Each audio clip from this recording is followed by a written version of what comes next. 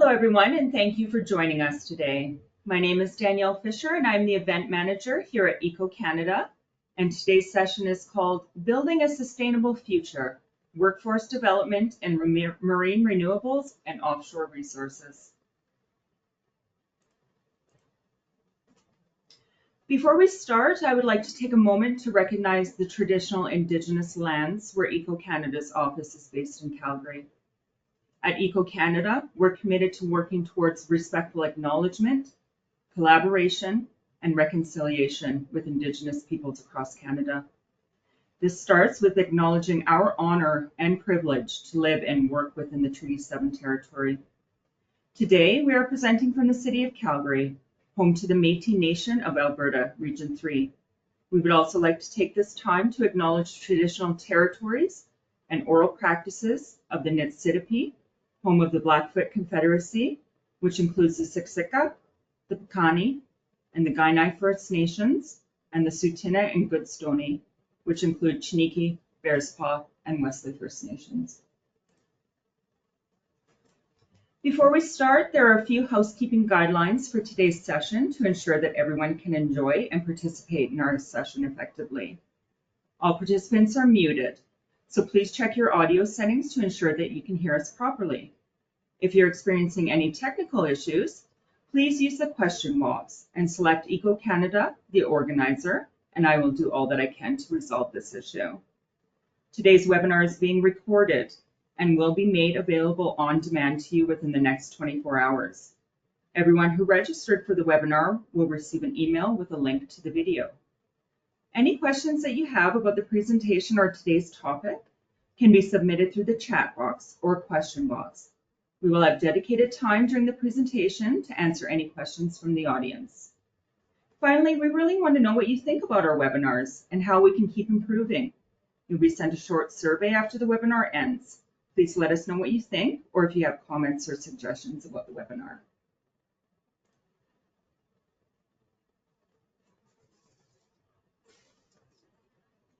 Eco Canada's vision is to build the world's leading environmental workforce. Eco Canada seeks to help environmental workers succeed at each step of their career journey. To do this, Eco Canada has developed programs tailored to individuals at different stages of their career. For those looking to enter the environmental workforce, Eco Canada provides training through the BEAR program and accreditation for environmental programs at post-secondary institutions.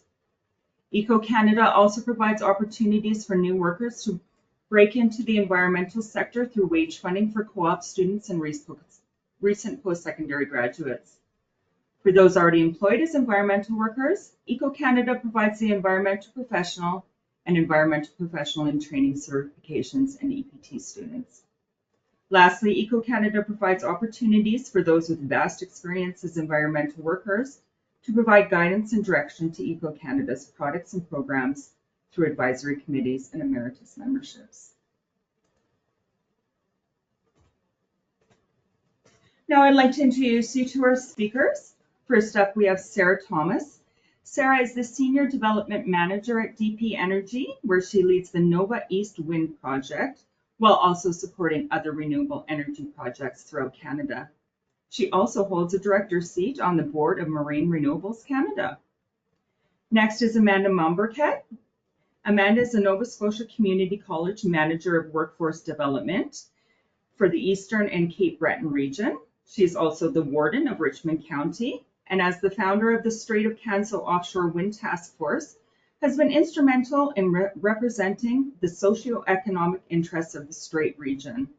The task force has advocated for and participated in the development of regulations for the offshore wind industry in Nova Scotia, alongside the provincial and federal governments.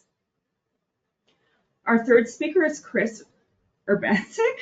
Throughout her career, Christy has worked closely with multiple stakeholder groups to explore and implement ocean technology-based solutions.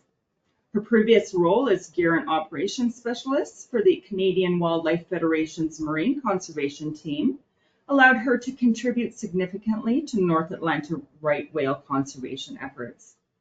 Currently, as a Blue Economy Project Manager at Eco Canada, Christina is focused on developing the Blue Economy workforce helping to shape the future of sustainable industries. Over to our presenters now. Great, thank you. Before we begin, I would just like to acknowledge that we are in Mi'kma'ki, the traditional and unceded territory of the Mi'kmaq people here in Nova Scotia. Amanda is also joining me from Nova Scotia here today. So I want to thank Eco Canada for the invitation to join this webinar. I'm really excited to be here today. Daniela just dropped a poll, so hopefully everyone can respond to that and think about that as we go through the presentations today.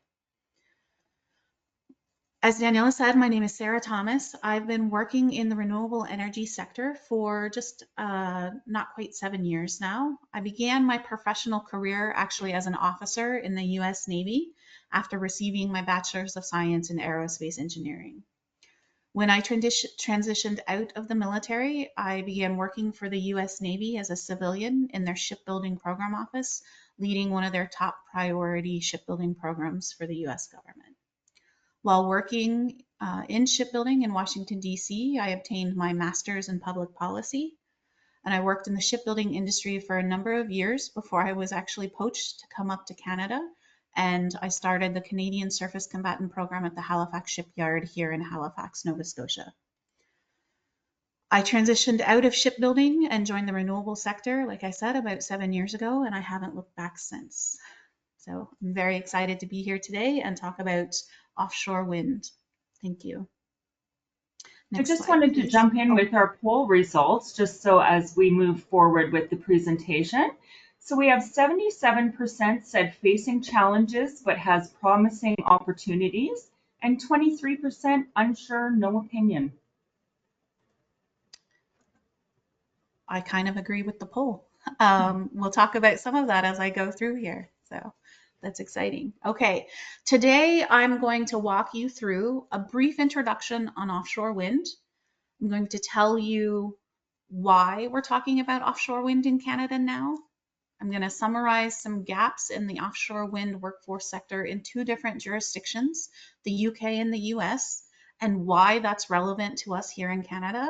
And then I'm going to offer a few suggestions on how I think Canada can try and manage those gaps and propel the offshore wind industry further along here in Canada. And then I'm going to turn it over to Amanda. So, okay, next slide, please. DP Energy, we are a renewable energy project developer. We have been working in this space for over 30 years. We have active projects in the UK, Ireland, Australia, and Canada. We work on onshore wind, solar, offshore wind, and we've explored the tidal sector as well. As I said, for this discussion today, I'm going to focus solely on offshore wind. Right, next slide, please. For those of you, next slide, please. For those of you that may not know, back one, if you don't mind. This graphic is intended to give you a general overview of what an offshore wind project could look like. You would have an array of turbines, fixed or floating, which I'll talk about next, out at sea. Those turbines are going to be connected together with subsea cables and connected back to shore via subsea cables. Excuse me, your turbine generates power using, you use the wind's kinetic power to spin a turbine that generates power. That power goes to the shore via those subsea cables. More cables take that power from your landfall to your substation. At your substation, your power gets cleaned, converted, stepped up to be the right voltage so you can connect into your transmission grid. And once you've connected to the transmission grid, your power goes to the consumer just like any other power generated. All right, so you might wonder how you put turbines in the ocean. Next slide, please. You do that with either a fixed support or a floating support. For the discussion here, I'm not going to talk much about the differences at all. Just know that you're going to use a fixed support depending on your water depth. It needs to be shallower, 50 to 60 meters maximum, and you need to have the right seabed conditions to be able to use a fixed support. If you don't have the right mix of water depth and seabed conditions, you're going to be using one of the floating options, a few of which are presented here. When selecting the floating option, it's really going to be driven by seabed conditions again and different project constraints. Germane to the workforce discussion, you should know that places typically require a little bit more of a skilled labor set in welding and fabrication than the fixed support, and that's based generally on size and what you're actually putting in the water there. So there is a difference on the workforce side. Jurisdictions typically will end up having a mix of fixed and floating based on where their offshore wind areas are. Okay, next slide, please. A typical offshore wind project can take up to 10 years from concept to being fully commissioned and operational.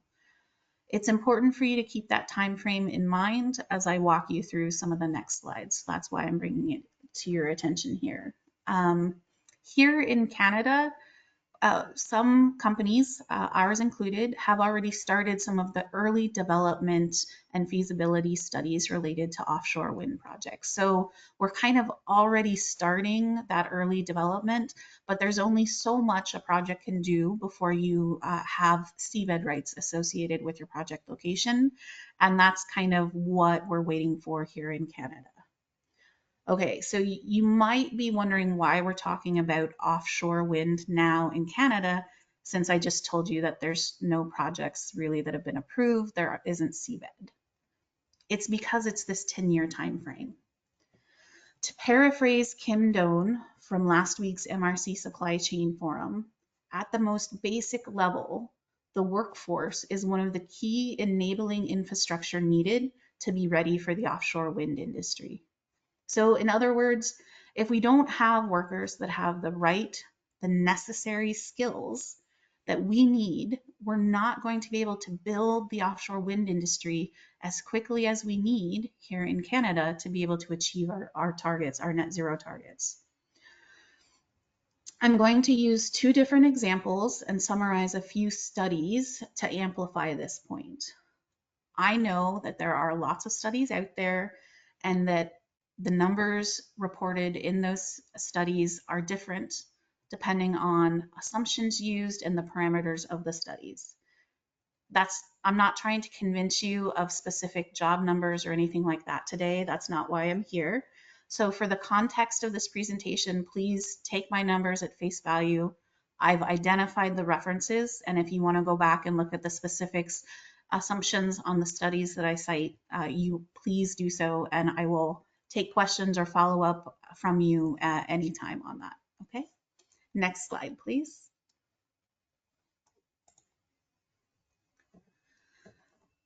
I'm going to pause for just a minute because I know there are a lot of words on this slide, and I just want you to take a minute and look at them.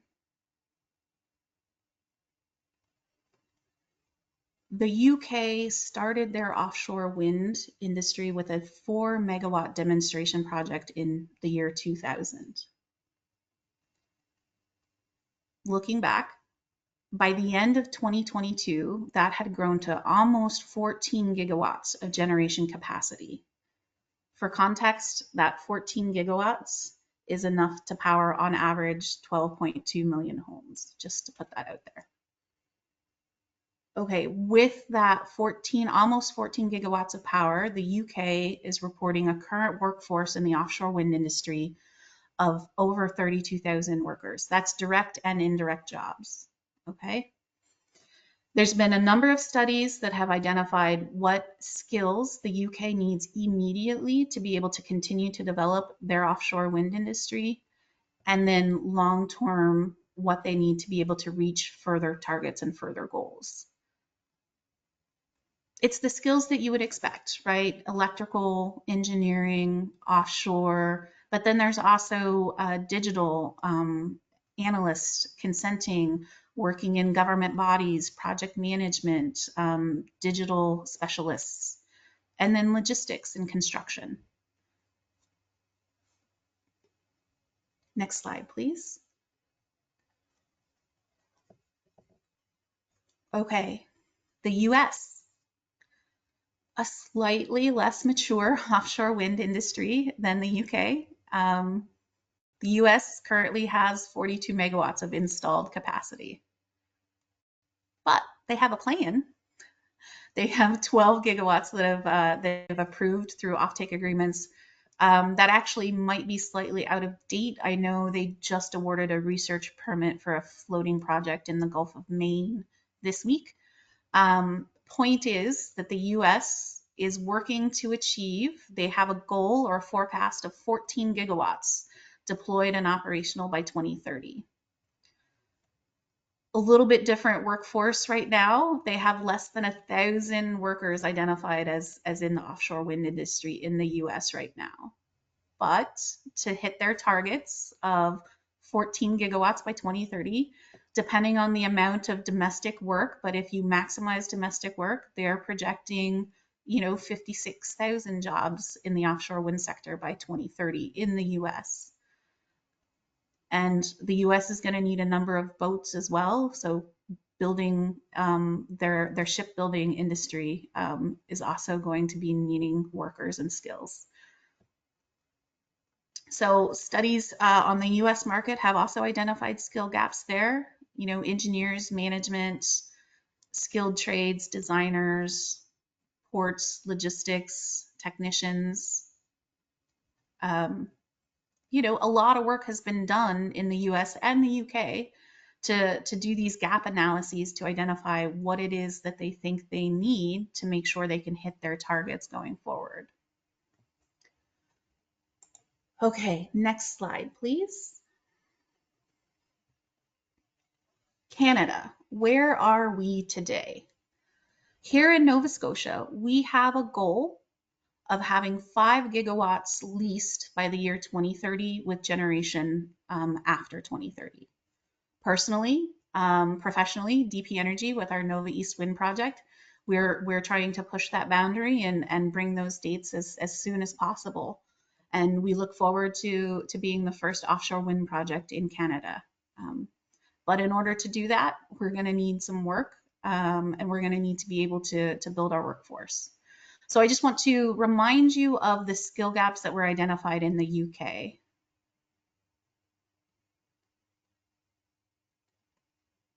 And the US.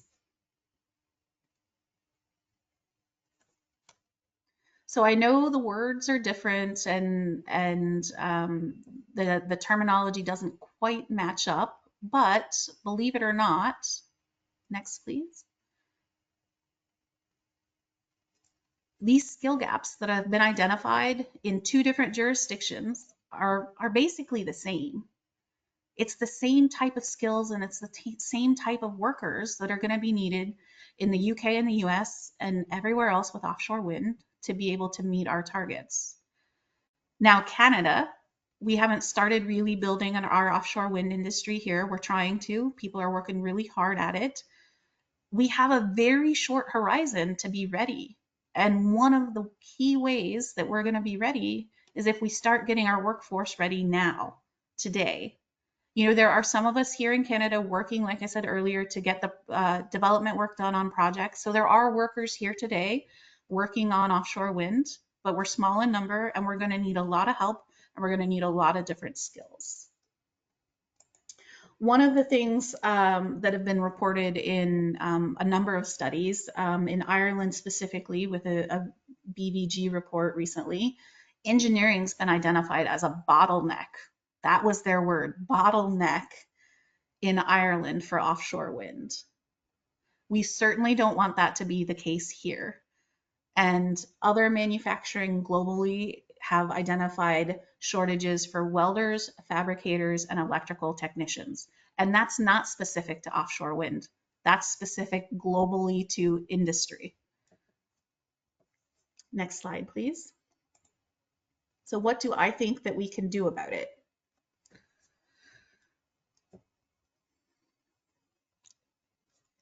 Do you guys remember when you were a kid and you met that person or you witnessed or you saw that one thing that was really cool that inspired your passion? I do. And if you ever catch me over a beer, I'll tell you all about it. It actually didn't have to do with offshore wind at the time, but it's still a really cool story. But I want us to do that with offshore wind. We need to do that with offshore wind. We need to catch kids young and get them excited about offshore wind, have it be something that they know is out there. There's actually a program, Offshore Wind for Kids, that is trying to do that. They're doing that. They've partnered with Cove here in Nova Scotia. And if you're local in Nova Scotia, they'll actually be at Risers Beach this Saturday. Rain day is Sunday, where they actually have offshore wind turbine models that kids can put together, take out into the ocean, play with them. It's really cool. We need more of that, and we need to do that on a wider spectrum here so that kids get excited about the possibility of renewable energy and offshore wind. Once we've done that and we've gotten kids excited about it, we need to keep up that momentum. And we can only do that if we get out into the middle school classrooms and start talking about the potential for what someone can do with their life in offshore wind or in renewable energies more broadly, right? And if we've gotten their interest young and we've kept them interested, when kids are in high school, that's when we can actually start talking to them about programs that can lead to careers and actually show them that they have a future working in renewable energy and offshore wind. The Destination Renewables program in the UK is actually doing that. That's what these photos are here.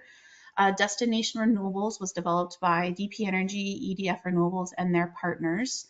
And it's an industry-led program to give high school students opportunities to link up with future employers, to talk about potential jobs in the green energy sector. And in the UK, it can actually lead to a level 3 qualification. So I would love to see us develop something like that here in Canada, locally, selfishly in Nova Scotia, to show kids and high school young adults that there is a way for them to transition into jobs after they go through qualifications. And then finally, we need to make sure that our universities and our colleges have the right programs starting now so that we have the workers we need in 5, 6, 10 years. Those workers that are graduating university in 10 years, those are the kids in middle school that we need to be talking to today. So we just need the industry, we need to work with universities and the colleges and make sure that the right type of programs are there and help develop programs if need be, recruit candidates, that sort of thing. And then we can't forget about retraining from other industries that may be slowing down. You still have very qualified, very capable workers that still have lots of ability to learn a new industry, and we should have programs and be developing programs for that to support that. So that's my 2 cents for what it's worth of what I think we can do here to make sure that Canada's a little bit more ready and for the offshore wind industry so that we can build it here. In my job, I spend a lot of time reading a lot of the work that the government's done to try and get ready for offshore wind. And one of the themes that I've seen in the federal agencies' responses to the Regional Assessment Committee is that they don't feel that they have the expertise to be able to offer opinions on some of the questions that the Regional Assessment Committee has for offshore wind. And so that means that our government officials aren't ready either. And so we also need to make sure that we're considering that and doing what we can to learn from other jurisdictions and learn from other governments so that we don't have the further delays that other jurisdictions have experienced. I will leave you there. And next slide, please. I just want to thank you all for giving me the opportunity to talk to you about offshore wind, a little bit about Nova East, and offer my thoughts on how we can make sure that Canada's ready. So I'll turn it over to you, Amanda. Thanks, Sarah. Okay, well, look, I also want to thank Eco Canada for inviting me to participate in this webinar today. I'm really excited to be here. I am, as Danielle mentioned in the introduction, a co-chair with the Strait of Canso Offshore Wind Task Force, which is a role I came to through my work with the Nova Scotia Community College, which, but of course, is also very closely connected to my work as an elected official in Richmond County, which is a municipality in northern Nova Scotia, which is where I'm broadcasting to you from today. I'm coming in connecting from Unama'ki, actually, which is Cape Breton Island, located in the traditional and unceded territory of the Mi'kmaq here on the East Coast. And it's a beautiful day here, and I'm really excited to be able to talk to you about a little bit more about the task force, but also about the workforce development opportunities and things that we need to be starting to turn our heads towards, and where the thought process is for, places like Nova Scotia Community College, so that we can do the things that Sarah talked about and be ready in time for this industry. So could I ask you to move to the next slide, please? So just to back things up a little, when we were preparing for this conversation today, Christy had asked me to give a little bit of background about how the task force had come into being and what we've been up to and how it's been influencing what's been happening in the offshore wind sector in the region. And really, this slide, I'm not going to get too deep into it, but we are experiencing an energy paradigm shift right now. And it has become obvious to many who have been watching energy patterns and demand over the last number of years that we are experiencing a third energy transition. Traditional biomass was the only source of energy for millions of years. Then, I think by the 1800s, coal was introduced, which was a catalyst for the Industrial Revolution, with oil and gas following in the early to mid 1900s. And what we're seeing now is that we're entering essentially a fourth industrial revolution. The pace of change that we're experiencing now has no historical precedent. When compared with previous industrial revolutions, this one is developing at an exponential rather than a linear pace. It's disrupting almost every industry in every country, and energy, of course, is no exception to that. It's really on the leading edge of a lot of this disruption, because the new technologies and the scale of developments is accelerating at this unprecedented pace. So it's an exciting time to be planning for workforce development. But it also makes it really challenging because timing is everything when we think about new program development or changes to existing program mix, because if we don't get it at the right time in the right place, then the opportunity will pass us by. So it's become also very apparent that we have not just a climate imperative, but a geopolitical imperative to be responding to accessing sources of clean energy from ethical and stable regimes. And so with all of that in mind, that is really, why the task force was formed. Was to kind of respond to these imperatives and to try to capitalize on the opportunity ahead of us in a way where our communities, many of which are rural in nature, get to participate fully. Next slide, please. So just to give you a sense of, what the task force is designed to do, I co-chair it with my colleague from a neighboring municipality, Mayor Brenda Chisholm-Beaton from the town of Port Hawkesbury. And really, these are what we present as our mission, but essentially we're a place where people can connect, people can be heard, and people can share information. And these pictures on the right-hand side really demonstrate some of the learning journey that we've been on over the last number of years. The task force was formed by a group of a half a dozen or so individuals in December of 2021, when we started to fully understand, or more fully understand, what the opportunity ahead was us. But we've grown to over 30 signatories. Next slide, please. So those signatories include everyone from government and community partners to Indigenous governments and communities, economic development organizations, training and research, fishing industry representatives, as well as industry. Some folks participate very regularly. Others clock in whenever they dial in, whenever they feel they have information to share, or they know that we're going to be presenting information that they're interested in learning about. And I think really that, the purpose of this slide is really to demonstrate that we are trying to be as inclusive as possible. One of our early advisory sessions that we had was with former Senator Dan Christmas, who, we talked to about how do we make sure that, everyone gets connected to this opportunity, that all communities have the opportunity to fully engage. And his comments around, we have enough runway here to get this right, so let's do that. So we are the home of the two-eyed seeing concept, which was developed by Elder Dr. Albert Marshall, and that has really been a mantra that we have tried to maintain, is that we want this opportunity to be as inclusive in its development as possible. So we have been, since December 2021, trying our best to represent the socioeconomic interests of the Strait area. We are very interested in having a self-determination opportunity around what our future will look like in this energy industry.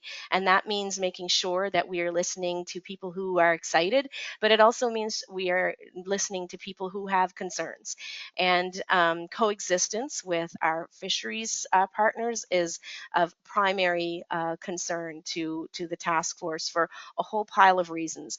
Number one, it's the livelihood of many of the people in rural Nova Scotia, but also it represents a huge export in itself, which is a wealth generation reality for Nova Scotia, to the tune of, I think, $2.5 billion annually. So making sure that we are we're listening as well as sharing information, I think, is critical. But it's part of how the task force has really been trying to make sure that as we advocate, we're advocating appropriately and making sure that that the voices around the table are being heard. Next slide.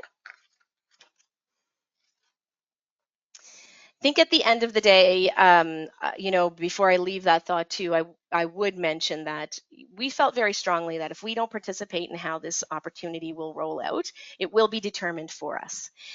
So really, the lesson, this lesson kind of stems from all kinds of consultations that we've had with people in other regions, including areas like the UK, which Sarah mentioned, where the message we heard loud and clear was engage, engage, engage, because the world does need to move to cleaner sources of energy. And here in Nova Scotia last year, we had, the 3Fs gave us a very clear determination that we need to change our energy mix, and it was floods, it was fires, and it was friggin' snow, as we stay here in Cape Breton. And it was a really tough year for us to get through with it, climate emergency after climate emergency hitting us. And I can't, of course, do a presentation without talking a little bit about the Strait of Canso and what we think is our Nova Scotia advantage. We have some serious natural attributes that I think make us a great starting point, and I'm really excited about DP Energy and their opportunity that they're looking at. But our access to wind, the access to water, land, the harbors, the geography. But that being said, we know we have to scale up. As Sarah mentioned, we've got a short runway compared to other regions and how things evolved there, but we also have the benefit of learning from them. What we have heard loud and clear from other regions of the world where they have this 30-year history in offshore wind is that there is a great necessity for collaboration between ports, between communities. We have to respond to this emerging sector as a team, and so that will be key, I think, in our success going forward. And I think that's why the studies that have been taking place with Invest Nova Scotia and some of the newer work that Net Zero Atlantic is getting ready to do. I think we need to be fully engaged in those pieces of work to make sure that we're all working together to move things forward. Okay, enough about my hometown. Maybe we'll move on to the next slide. All right. So that being said, the task force, part of our learning journey has been to kind of better understand what this resource has looked like. And certainly from the Nova Scotia Community College's perspective, they wanted us to be full participants on the task force because we recognize that a lot of our applied learning currently is going to have a fit and an opportunity to be able to be part of building up the workforce for this sector. I do want to mention, this is just a graphic that shows in the kind of colored deep purple areas where some of the world's best wind resources are located. And you can see Nova Scotia there, right on the eastern side of Canada, being completely surrounded pretty much by that purple mark. This company, Aegir Insights, has been really supportive of the work of the task force, as well as has been a consultant in the past with the provincial government on this sector, because they've developed this expertise being based in Denmark, which of course has a long history with offshore wind. We're really fortunate to have their connection here to Richmond County as well, to be able to advise the task force on the opportunity ahead. Next slide. So from Aegir's work, Nova Scotia really does stand out as exceptional. And you'll notice I'm not going to get into the full content of the slide here, but it goes without saying that our wind speeds are, number one in the world. It's one of the world's most competitive untapped offshore wind resources. We're, in the running with places like the UK and Germany. So it's quite an opportunity ahead for a province with a population of just over 1 million. When we look at these economic behemoths of countries who are looking at this opportunity as well. Next slide.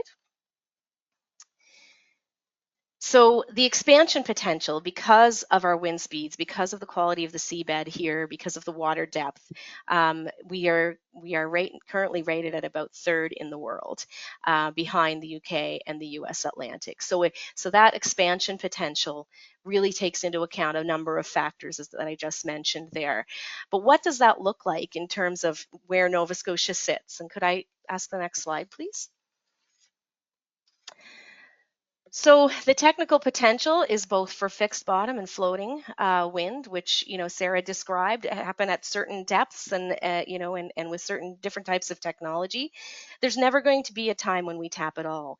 We've got, I think, according to Aegir's research, it looks like a little over 900 gigawatts of total potential technical capacity for offshore wind around Nova Scotia. There's never going to be a time that we're going to tap that all, because there are other ocean users to consider. There are all kinds of other factors that need to be considered.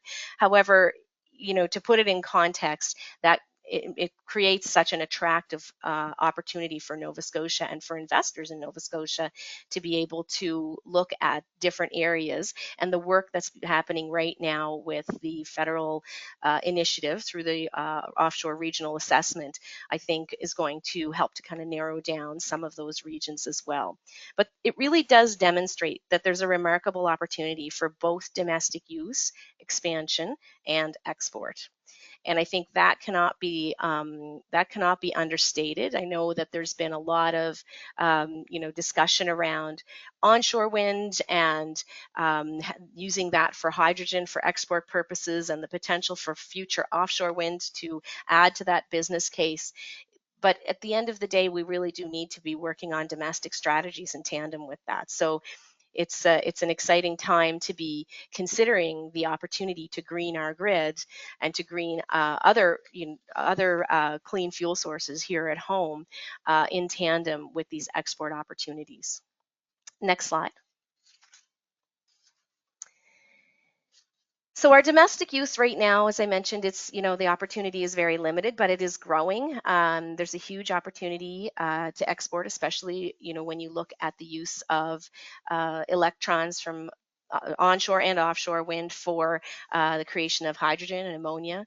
There's an opportunity for green steel production, manufacturing, other heavy industries that will be attracted by green energy. Of course, export to the U.S. is something that we're all, looking at as an opportunity. They're looking at their own projects, and the question will be, will they be able to develop enough to meet demand? How can we work collaboratively with them to create North American solutions? I do want to also mention here that with the discussion on export, the task force has certainly faced some discussion around the conversation around greening Nova Scotia first. And, the perspective that we've brought to it, and certainly that I've discussed with constituents and with my colleagues inside the college, is that the foreign direct investments from organizations and companies like DP Energy and others, and the policy mechanisms that are going to be put in place as a result, are going to help the greening of the grid and the greening of our energy mix in Canada. They're going to help keep those transition costs in check for ratepayers, and that is key. That's something that keeps me up at night, because I hear from constituents now who are having difficulty choosing, between paying their energy bills versus buying food. So affordability is it's a big deal for people, and I think if we are smart about this, then we can help with our actions and our engagement and our policies and future investments, both private and public. We can help bridge that gap on affordability. Next slide. So I won't spend too much time on this slide, but I did just want to mention some of the key messages, because this really is about getting ready. The key messages here are that we have rapidly emerging market opportunities for hydrogen and clean fuels, meaning that our wind resource is no longer stranded. That value is being recognized by global investors who are racing to establish large-scale ventures in Nova Scotia. Municipal, provincial, and federal governments are embracing the opportunity to support the development of offshore wind to serve key economic, geopolitical, and climate imperatives. So how do we get ready? Next slide. Getting ready is going to be really about making sure that we have full participation of impacted communities.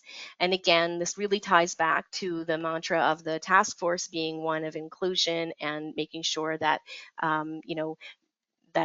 people are able to be connected to this opportunity.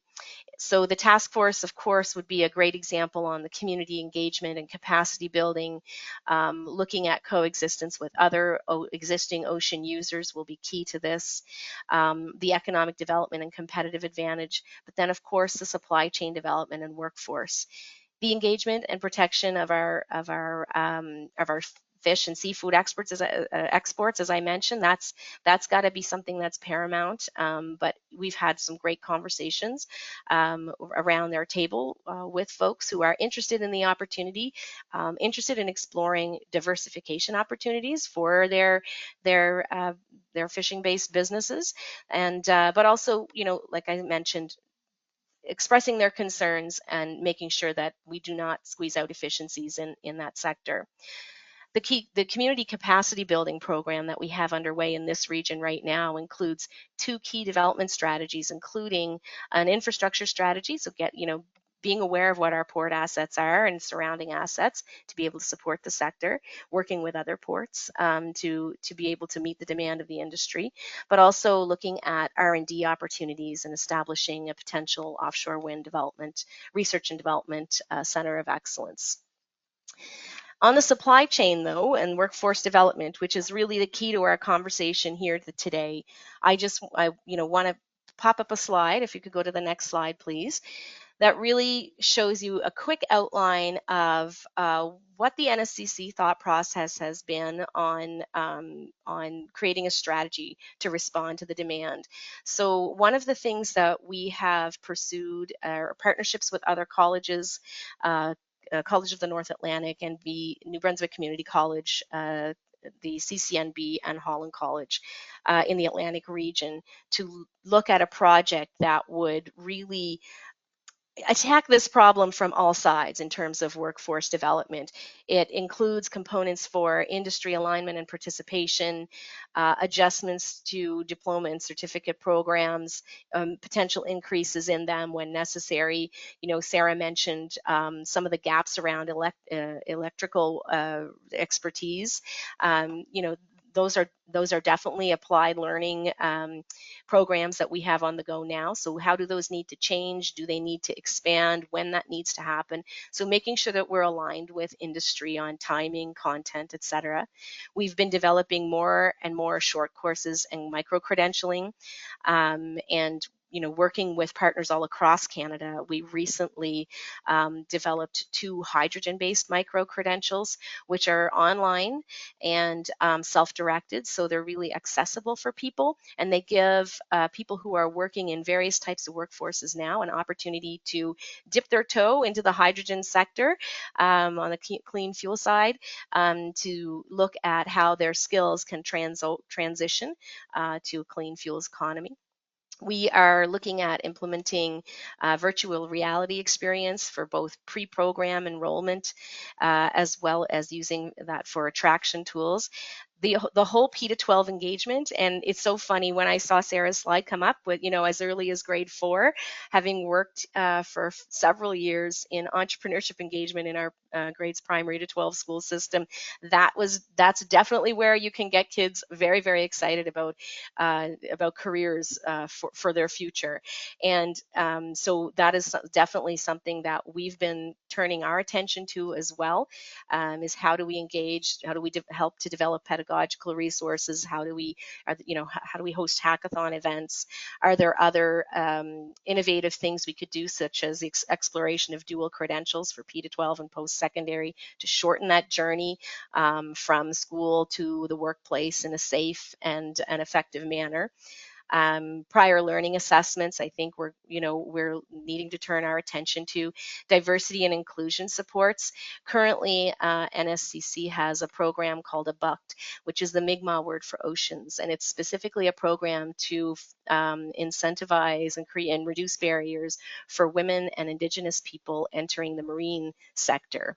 And it's specifically designed to increase diversity and increase the safety and of workplaces in the marine sector. So, are there programs like that we could be applying for the wind energy sector as well? So all of these kinds of strategies very much on the table. And essentially, at the end of the day, creating careers in clean energy pathways is what our end goal is. We know that we can't do that on our own. So as I mentioned, we're working with our partners to, all across the Atlantic to try to respond.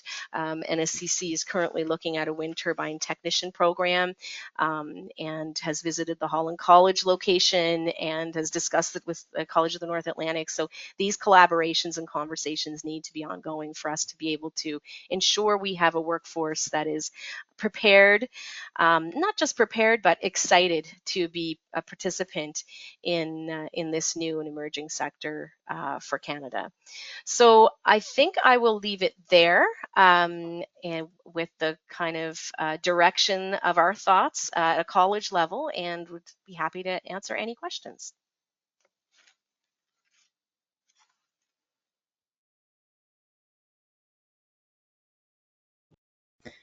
I think so. Now I'm going to speak a little bit because anyone who's on here who has any experience working with EcoCanada, which is traditionally an environmental focused company, might be wondering what EcoCanada's interest is and how we're working with the sustainable blue economy. And so, yeah, I just have a couple of slides here to delve into the work that we're doing and the work that we have done, and just give a little bit of an overview of the things that are upcoming with EcoCanada and the blue economy. Next slide.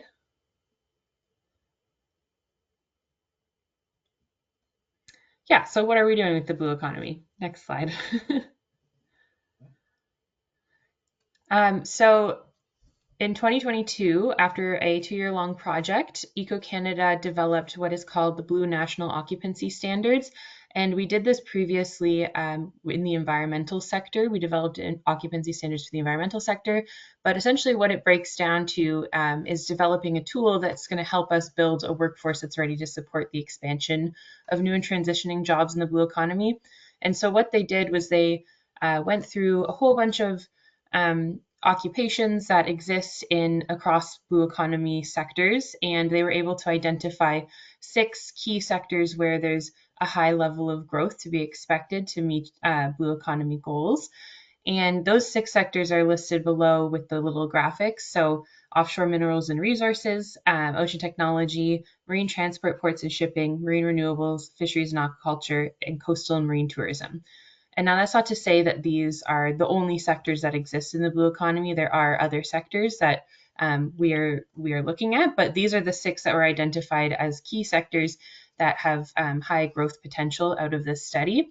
And so what this occupancy standards is it developed a series of competencies that are linked to each sector. So this just identifies what competencies someone would have to have in order to work in an ocean technology position or in the ocean technology sector. So the goals of the Blue National Occupancy Standards is to help employers identify competencies that are required of staff when they're doing their hiring. It helps them make it easier to identify what competencies they should be looking for while they're doing hiring, which can include combining roles. A lot of times in small industry and small companies that are just getting started, they do have to hire someone who fits multiple hats, and this gives them competency profiles of a few occupations that they can maybe pull and pick and choose competencies and blend them together to create roles. So this not only helps employers, but it also helps us when we look at what's expected of the job or of the workforce. What are the skills that are coming out of education programs? What are the skills that exist in other industries that can be transferred over into blue economy sectors, and has ultimately informed the current work that we're doing. Next slide, Danielle. To develop our Sustainable Blue Economy Professional designation. So anyone, again, who has worked with EcoCanada before might be aware of their Environmental Professional designation. So we are currently developing and launching a Sustainable Blue Economy Professional designation, which is very similar to EP, except for it's focused on, again, those 6 sectors of the blue economy. What this is going to accomplish, like when we launch it, is to help employers because it helps lower the probability of them hiring unqualified people. It clarifies questions around experience and educational equivalency of candidates. So I know that's quite a hot topic in many blue economy sectors where it can be hard to recognize talent sometimes if you don't necessarily know the equivalency of different programs from different areas of Canada or even international programs.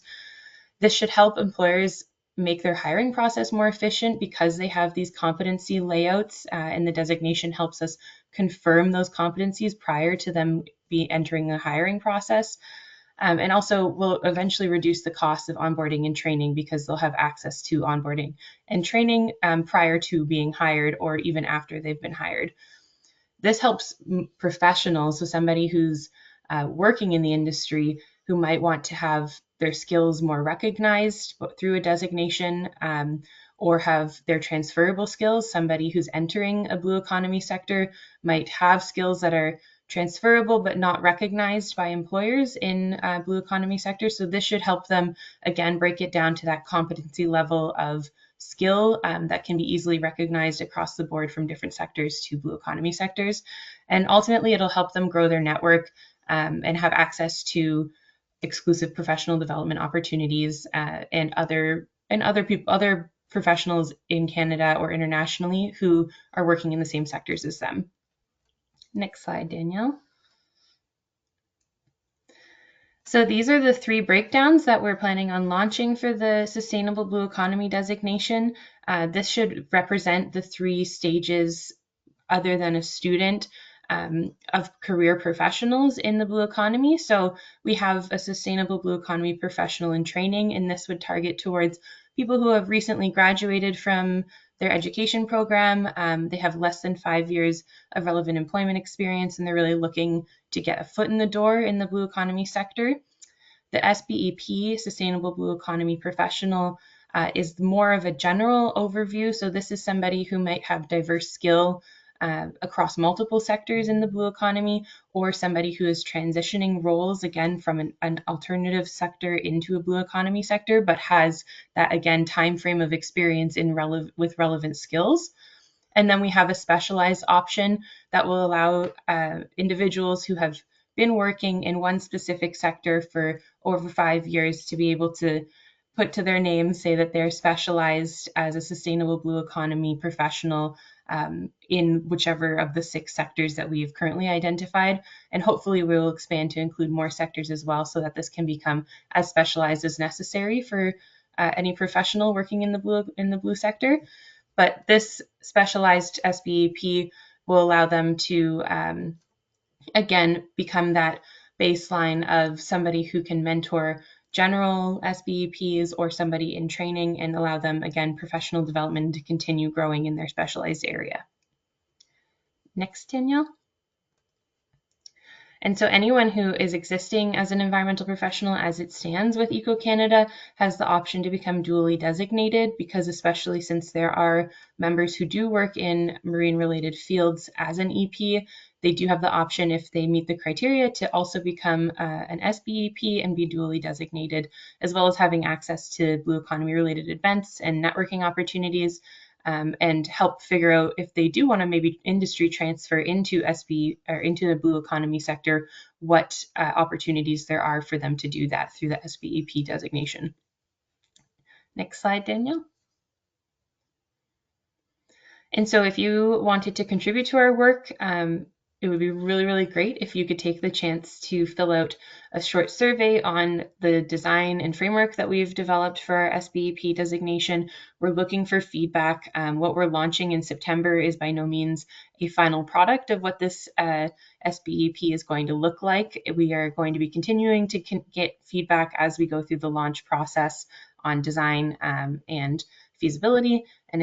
And so, yeah, if you want to take the time and share some of your thoughts on this, even if you hate it or even if you love it, we just want to hear it all. So it takes a couple of minutes to fill out, and the QR code is here, which we will send you all of these slides at the end of the day today, and you'll be able to go back through and grab it, or you can go for it right now.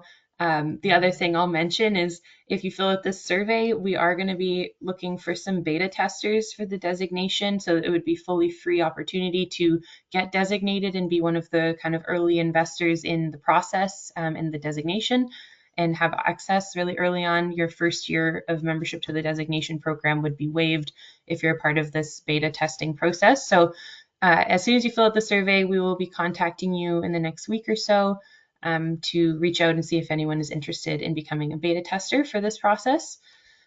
And next slide, Danielle. And I also have a shameless plug about our Blue Economy Workforce Symposium. We just announced the symposium date and location today. We are going to be holding this event on October 30th at the Halifax Marriott Waterfront Hotel. And so this event is a completely free event that we are putting on. We're hoping to have a wide variety of experts from not only the industry, but also from academics to speak to the developing workforce and the skill gaps and overcoming those skill gaps, and just different programs that are currently existing, especially in Canada, but also internationally, that are working to build up our sustainable blue economy workforce. So yes, if you wanted access to the website, you can scan this QR code, but also, again, you will be getting an email just with the information about registering for this symposium. And I think that's all for me, Danielle, if we wanted to move into the question period. Wonderful. Well, thank you all so much for that presentation. I think there was some actual real tangible solutions and some actionable change that was put forth there, and some real tips on collaboration, I think, is kind of the main importance from what we're seeing. We do have some questions, so I'll just open it up to the group. Our first question is, can you share insights into the long-term maintenance and operational challenges of offshore wind farms?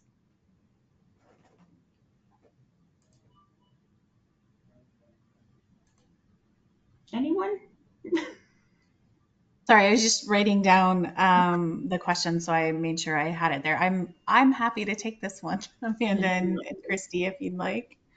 So, challenges of long-term maintenance and operations, is that the question there, Danielle? Yes. Yeah, okay.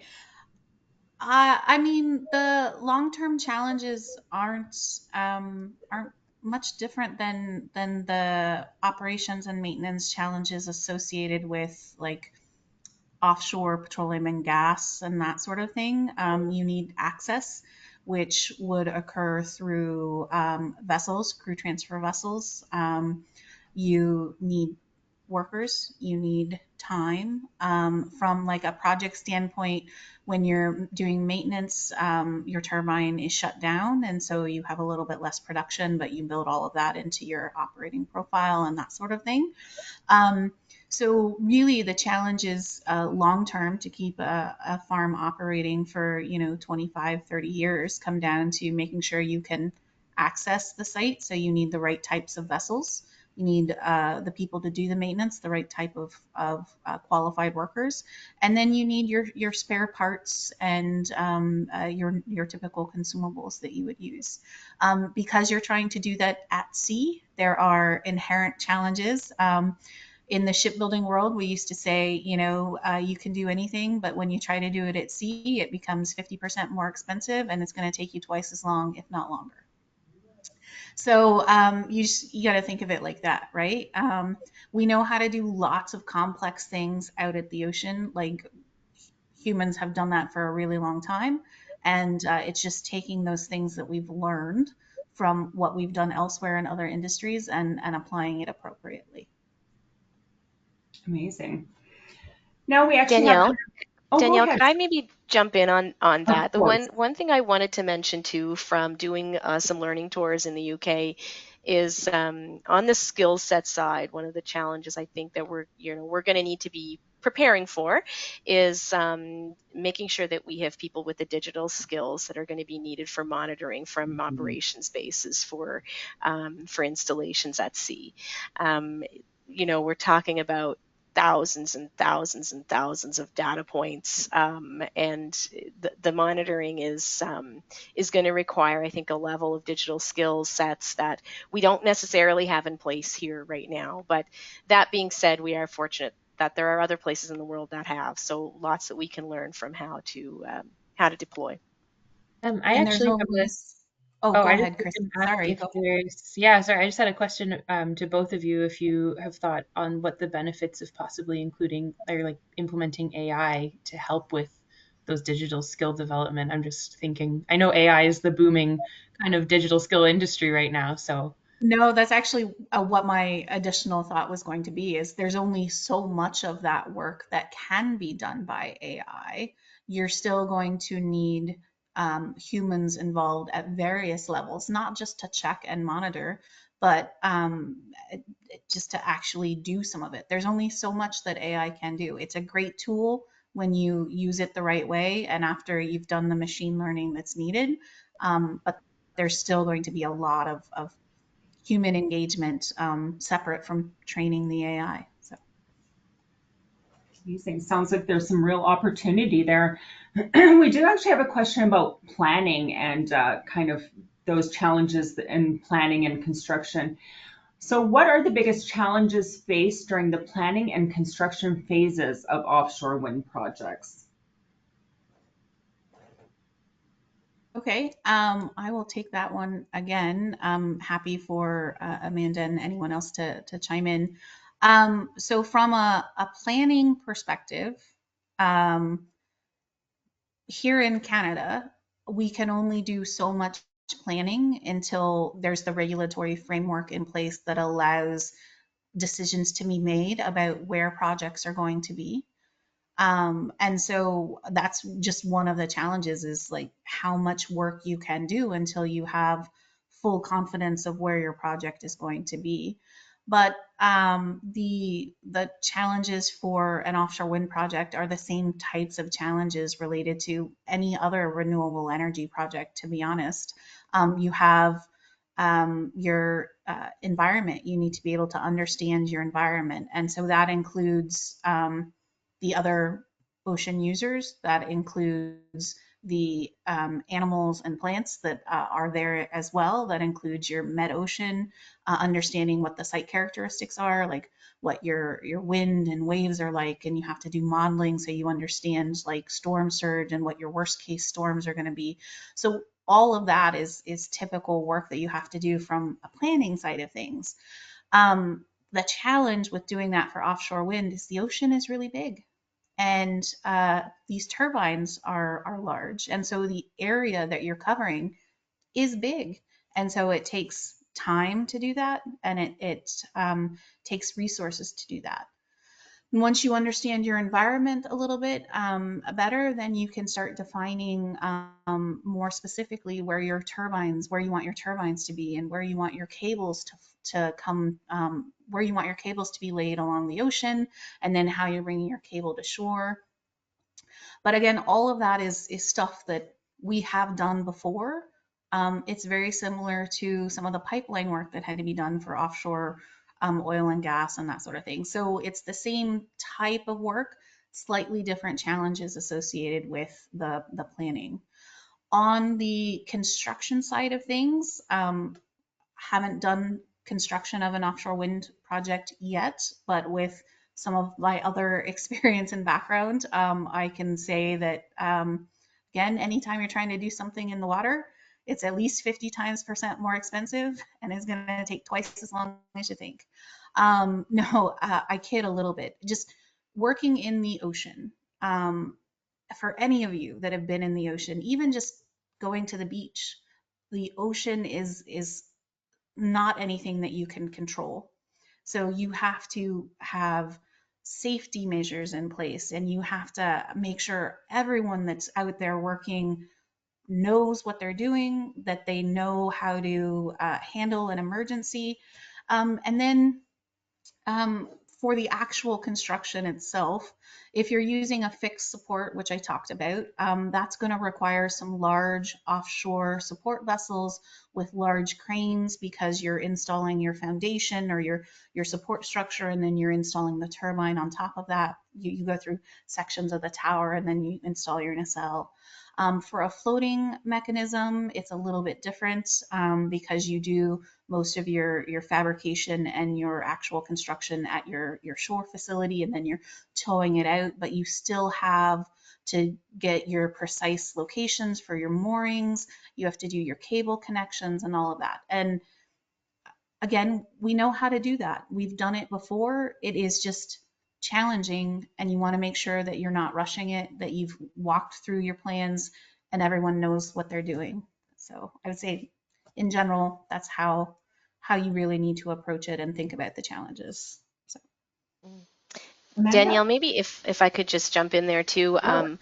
I think part of the challenge, from a community and workforce development perspective, is going to be making sure that our workforce development strategies are focused also on that tier 2, tier 3 kind of supply chain providers. So, as Sarah was talking about different phases of construction and all of the skill sets that are needed there, we can't leave that piece out in our workforce planning. And that's everything from metal fabricators, to you name it, right? So I think that will be less on the new skills side, and that will be more on the transitioning people into new opportunities, or frankly, companies pivoting to take advantage of new opportunities and hiring an appropriate workforce as such. So I would say that's a challenge, but to me, that's also a big part of the opportunity. And I did have that slide up about, full participation of impacted communities. That's what we need to be paying attention to, is making sure that as much of the supply chain is locally sourced as possible.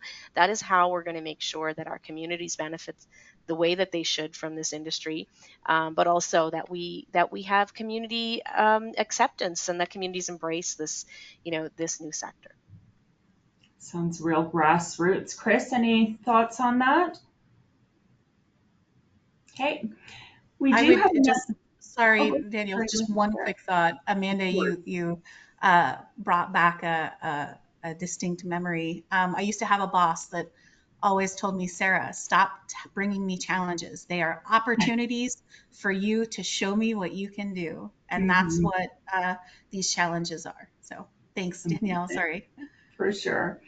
We do have another question about conservation. What are the conservation impacts that are being considered in the development of offshore wind? Is one type, i.e. floating versus not, more conservation friendly than the other?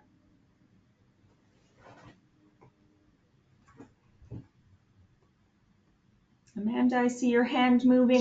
Yeah, my hands are moving. So, I mean, keeping in mind, I'm certainly not attached to a particular company the way that Sarah is, and they would have so much more insight into the environmental assessment process. But, and I can't comment on one type of technology versus another particularly. What I would say is that I think it depends on what you're trying to conserve, right? So when you're talking about environmental monitoring, you're not talking about a particular species of fish or a particular bird. You're talking about many, many, many factors there. And so different types of, of species will be impacted in different ways.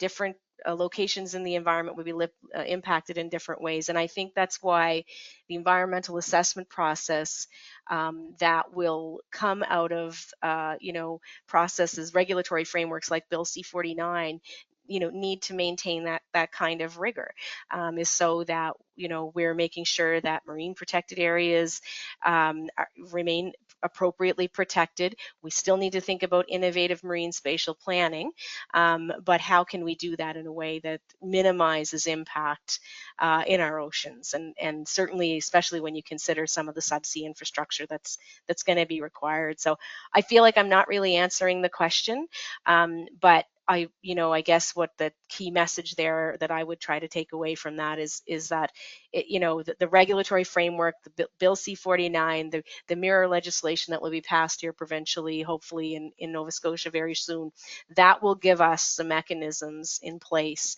to make sure that we have those environmental processes that are clear for industry, but also achieve our goals of environmental protection. Mhm. Any other thoughts on that from the group? I would just sort of echo what Amanda said is I don't think you can apply any sort of generality associated to this at all. It really has to be looked at a project specific, area specific basis, and your choice between fixed and floating, there's a lot of factors that go into that. And so all of those need to be considered. But like Amanda said, the impact assessment process is intended to make sure that your project review really does do that and make sure that what gets approved is acceptable and meets all of the different regulatory requirements. So yeah. Mhm. So there are resources out there. We just need to use them and make sure that we're on the right path. Chris, any last words there?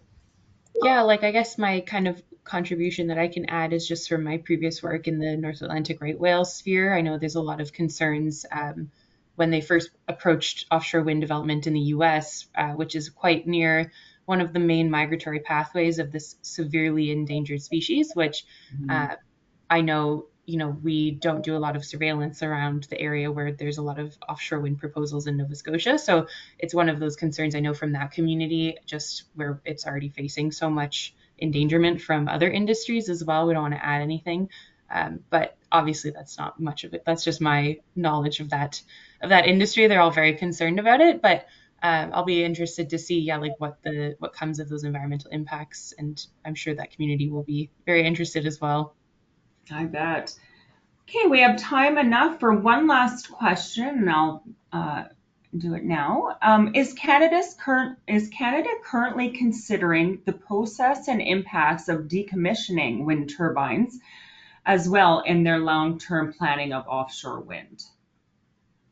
Short answer is yes. Long answer is we are obliged to. You have to have a decommissioning and a reclamation plan, 100%.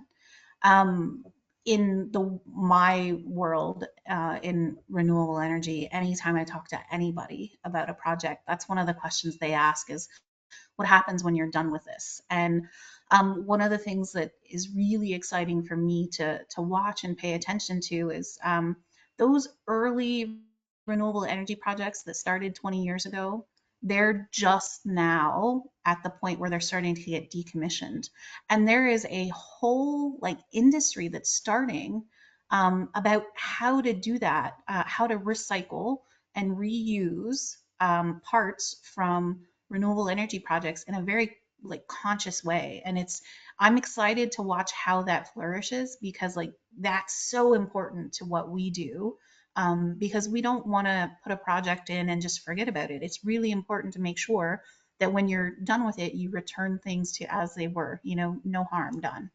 And that's the intent. And so I'm looking forward to watching how that progresses here in the next 10 years.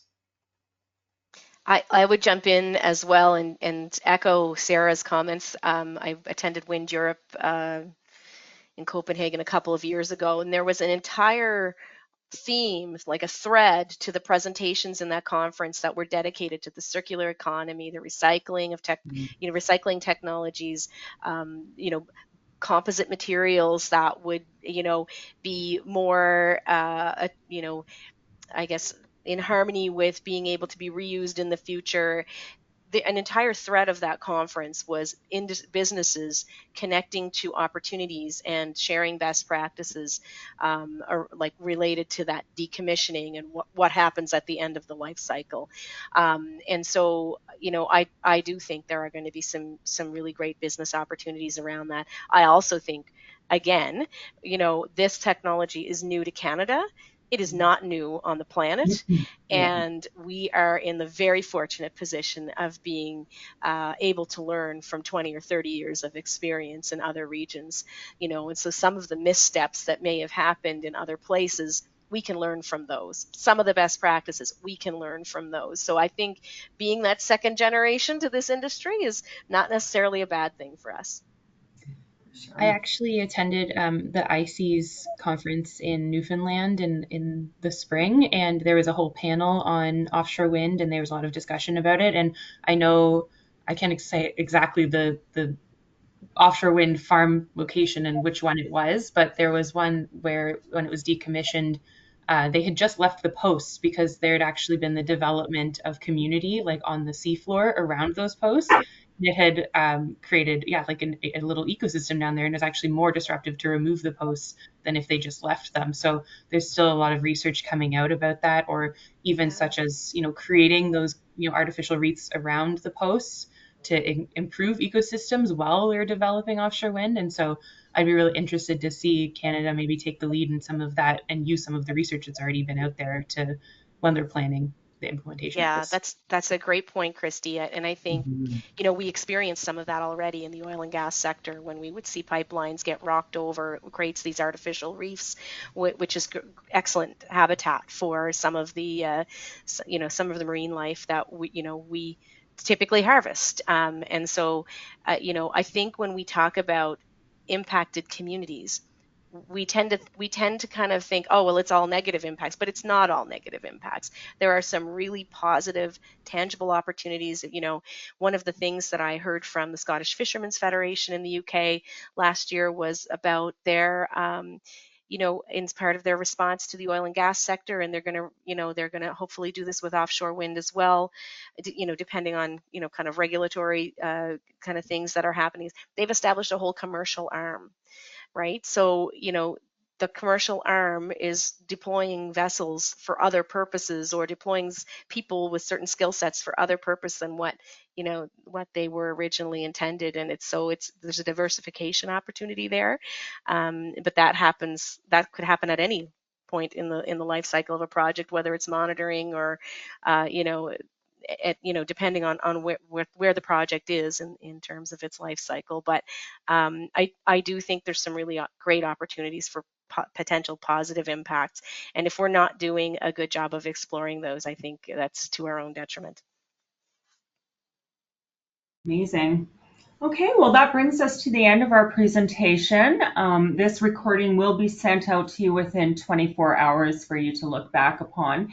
If you have any questions, you can reach out to me at events@eco.ca, or you could reach out to Christy. Her email is on the screen right now. I just wanted to say thank you so much to our panelists. I thought that this was very insightful, and the challenges are there, but I think that there's some real opportunity as well. So thank you all. And I hope everyone has a wonderful day. Any last thoughts from our panel? Nope. Thank you very much, folks. I just wanted to say Absolutely. also a thank you to both Sarah and Amanda for volunteering your time to be a part of this webinar. I think you really enhanced the conversation in exactly the way I hoped you both would. So thank you very much. Yes, thank You're you. very Thank welcome. you all. Appreciate it. Thank you so much. All right, have a wonderful day, everyone. Bye-bye.